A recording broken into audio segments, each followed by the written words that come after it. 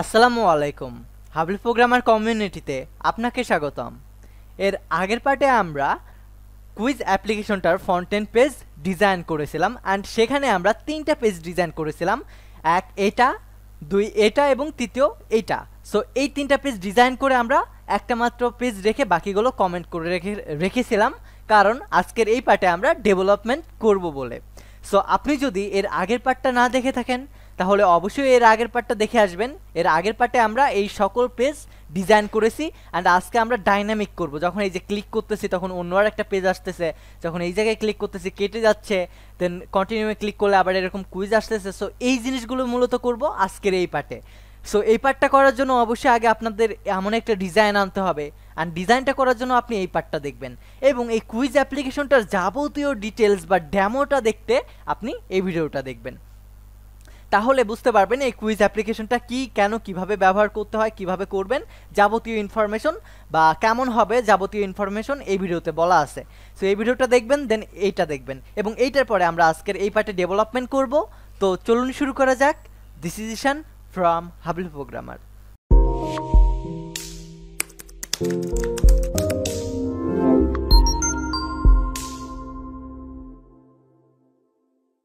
So ফার্স্টে আমাদের এই পেজটা থাকবে না, আমাদের থাকবে এমন একটি পেজ। সো আমরা কিন্তু এই পেজটা ডিজাইন করেছি, বাট কমেন্ট করে রাখার জন্য আমাদের এই পেজটা শো করতেছে না।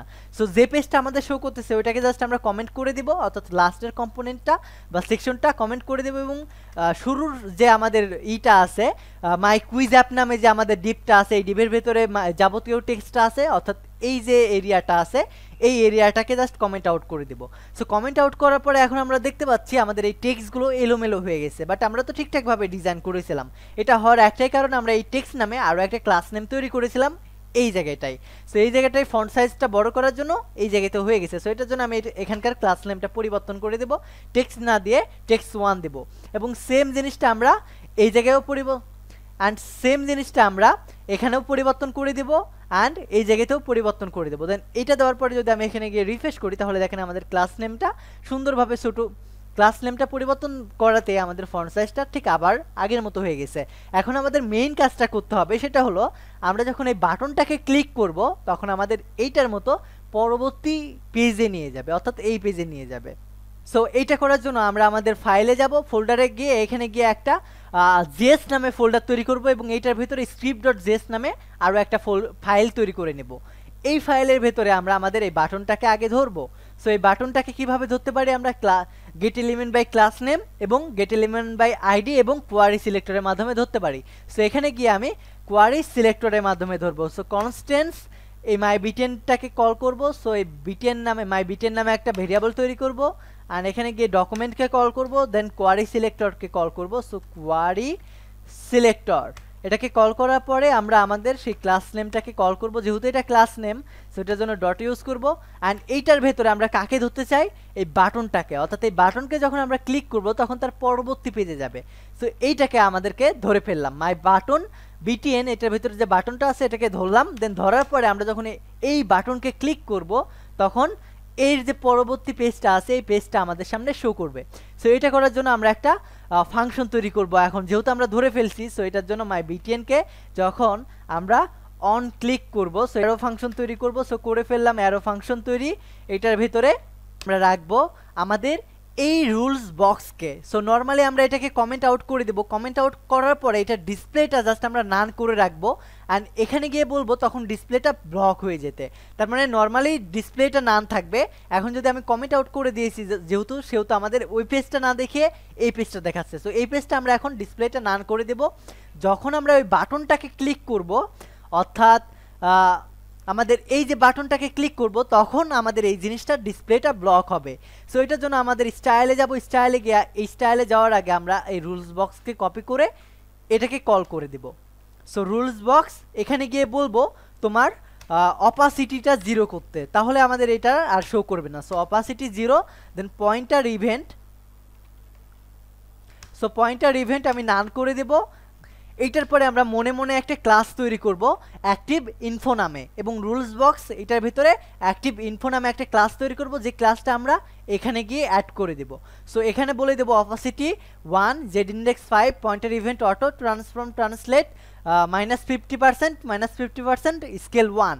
অর্থাৎ এই জায়গায় আমরা ডিসপ্লেটা নান করব ঠিকই, বাট যখন আমরা এখানে গিয়ে ক্লিক করব তখন আমাদের এই যে অজানা একটা ক্লাস নেম নিলাম, এই ক্লাস নেমটা এই জায়গায় আমরা অ্যাড করে দিব।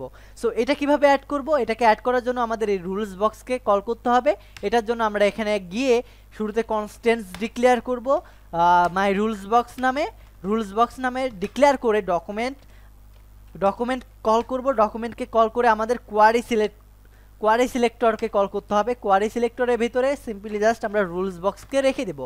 That's it. এই রুলস বক্সকে রাখার পরে আমরা এই রুলস বক্সকে এখানে গিয়ে কল করব। সো রুলস বক্স এখানে গিয়ে বলবো class list add. So class list dot add কি অ্যাড করবে? আমাদের এই নামে যে হিডেন আমরা ক্লাস নেমটা নিলাম, এই ক্লাস নেমটা তখন জাস্ট আমাদের এইভাবে করতে হবে, এটার ভিতরে অ্যাড। অলরাইট, সো এখন আমাদের এই জিনিসটা অ্যাড হয়ে যাবে।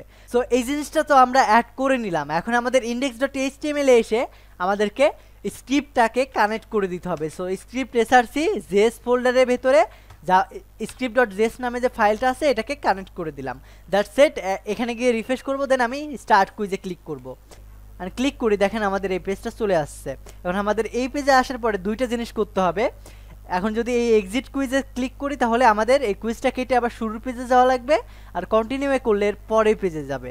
সো এই জিনিসটা আমরা অনেক ইজিলি করতে পারবো। সো এটা করার জন্য আমাদের এই বাটনটাকে কল করতে হবে, যেখানে এক্সিট কুইজ নামে বাটনটা আছে। সো এটা কোথায় আছে? আমাদের বাটনসের ভেতরে আছে। সো এখানে গিয়ে আমরা কল করব সেম ওয়েতে, এটার মতো করে। রুলস বক্সের পরিবর্তে আমাদের এখানে থাকবে এক্সিট বাটন, অ্যান্ড এই জায়গায়ও সেম জিনিসটা থাকবে আমাদের এই বাটনসের ভেতরে, অর্থাৎ এই বাটনস ক্লাসের ভেতরে যে আমাদের বাটনটা আছে, অর্থাৎ এই এক্সিট বাটনটা আছে, এই এক্সিট বাটনটা আমাদের এক্সিকিউট হয়ে দেখাবে। That's it. এতটুকু করার পরে সিম্পলি জাস্ট আমরা এক্সিট বাটনকে একটা ফাংশনের ভিতরে রেখে দেবো। সো আমরা অন ক্লিক ফাংশনের ভিতরে রেখে দেবো। সো সেম জিনিসটাই হবে, আমরা এটাকে জাস্ট কপি করে আনবো। অলরাইট, সো এখানে অ্যাড ক্লাস লিস্ট অ্যাড না দিয়ে এখানে জাস্ট দেব রিমুভ। That's it. এতটুকু করলে আমাদের অ্যাডও হবে, এবং এই বাটনে ক্লিক করলে অ্যাড হবে, অ্যান্ড এই বাটনে ক্লিক করলে রিমুভ হয়ে যাবে। সো দেখি আসলে হয় কি না এই জিনিসটা। সো এটা দেখার জন্য আমি গিয়ে রিফ্রেশ করব, দেন স্টার্ট কুইজে ক্লিক করব। আমাদের এই পেজ চলে আসছে। এখন আমি এক্সিট কুইজে দেব, আমাদের কেটে গেছে। সো এই জিনিসটা কিন্তু আমরা করে ফেলছি। এখন জাস্ট এটার পরের পেজটা আমাদের করতে হবে। যখন কন্টিনিউয়ে ক্লিক করব তখন আমাদের কুইজটা স্টার্ট হয়ে যাবে। সো সেম ওয়েতে আমরা এখন যখন এটাতে ক্লিক করব তখন এর পরের পেজটা আসবে, এই কাজটা করব। সো এটা করার জন্য আমরা কি করতে পারি? সেম কাজটাই করতে পারি। শুরুতে আমরা এটাকে কমেন্ট আউট করে দেব, এই কোর্সের নামে যে ফিল্ডটা আছে এটাকে। সো এটার জন্য আমি সম্পূর্ণটাকে ধরবো আর এটাকে কমেন্ট আউট করে দেবো। That's it. এটা করার পরে আমাদের কোর্সের নামে যে ক্লাসটা আছে এই ক্লাসটাকে জাস্ট আমি কল করব। সো এই জিনিসটা আছে আমাদের এই জায়গায়। এখানে এসে আমরা এটার অপাসিটিটা 0 করে দেব, অ্যান্ড পয়েন্টার ইভেন্টটা আমি নান করে দেব। সো দুইটাই করে দিচ্ছি, অ্যান্ড এখন আমাদের মনে মনে এইটার মতো এর আগে যে ক্লাসটা ধরছিলাম অ্যাক্টিভ ইনফো নামে, ঠিক সেটার মতো আমাদের মনে মনে একটা ক্লাস শুরু করতে হবে বা ক্লাস ধরতে হবে। সো এখানে আমি মনে মনে একটা ক্লাস ধরবো। আমরা এখানে গিয়ে অপাসিটি 1 করে দেবো, জেড ইন্ডেক্স 5 করে দেবো, পয়েন্টার ইভেন্ট অটো করবো, and transform translate -50% and scale 1 করে দেবো। সো সেম জিনিসটাকে আমি একবার কপি করে এনে আমরা এই কোর্সেন্সের আগে রেখে দেব। রেখে এই জায়গায় জাস্ট কোর্সেন্স ক্লাসকে অ্যাড করব। এই জায়গায় আমরা অ্যাক্টিভ ইনফোর পরিবর্তে আমরা রাখবো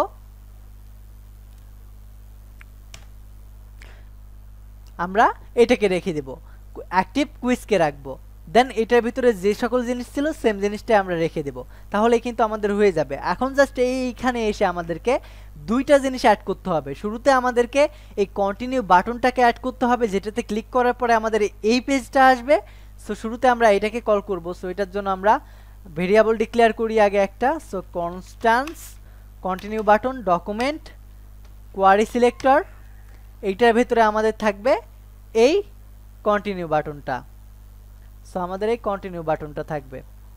সো এই কন্টিনিউ বাটনটা আমাদের এই বাটনসের ভেতরে আছে। সো এইভাবে কল করব, আমাদের বাটন ক্লাসের ভেতরে যে কন্টিনিউ বাটনটা আছে এটাকে ধরতে চাই আমরা। সো এটা ধরার পরে আমাদের কি করতে হবে, আরেকটা জিনিসকে ধরতে হবে, এই কোর্সেন্সকে। সো কোর্সেন্সকে কিভাবে ধরবো, সেম ওয়েতে দেন কোর্সেন্স নামে একটা ভেরিয়েবল ডিক্লেয়ার করব, দেন এটা সমান ডকুমেন্ট, দেন আমাদের কোয়ারি সিলেক্টরকে কল করতে হবে। কোয়ারি সিলেক্টরের ভেতরে আমাদের কি আছে,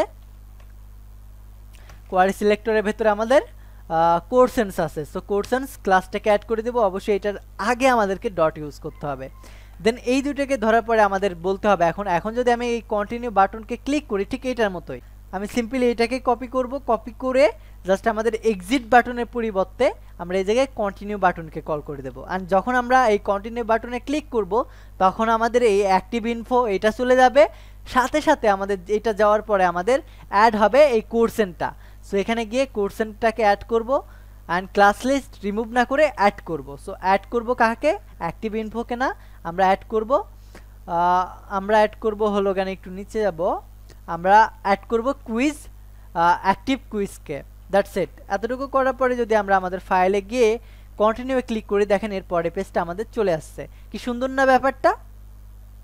সো আমরা এই পার্টে আর এত বেশি আপনাদেরকে টাস্ক দেব না, কারণ এই জিনিসগুলো করতে লাগলে যদিও আমি খুব তাড়াতাড়ি করতেছি, বাট আপনারা যেহেতু নিউ ইন্টারমিডিয়েট লেভেলে, সো আপনাদের এই জিনিসটা করতে একটু কষ্টকর ব্যাপার হবে। সো এই পার্টটি এ পর্যন্তই থাকবে। এর পরের পার্টে আমরা ডাইনামিক্যালি দেখব কিভাবে এই কোর্সেনের সেকশনগুলো আপডেট করা যায়, অর্থাৎ এই সেম পেজের ভিতরে কিভাবে আলাদা আলাদা কোর্সেন আসে। এই পেজটা একই থাকবে কিন্তু আমাদের কোর্সেনটা আলাদা আলাদাভাবে আসবে 15 সেকেন্ড পর পর, এবং এখানে গিয়ে আমাদের টাইম কাউন্ট হবে, এবং এই টাইম কাউন্ট শেষ হওয়ার পরে নেক্সট বাটনটা শো করবে। এই ফাংশনালিটিটা করব এর পরে পার্টে। সো ভালো থাকবেন, সুস্থ থাকবেন, টেক ইট ইজি।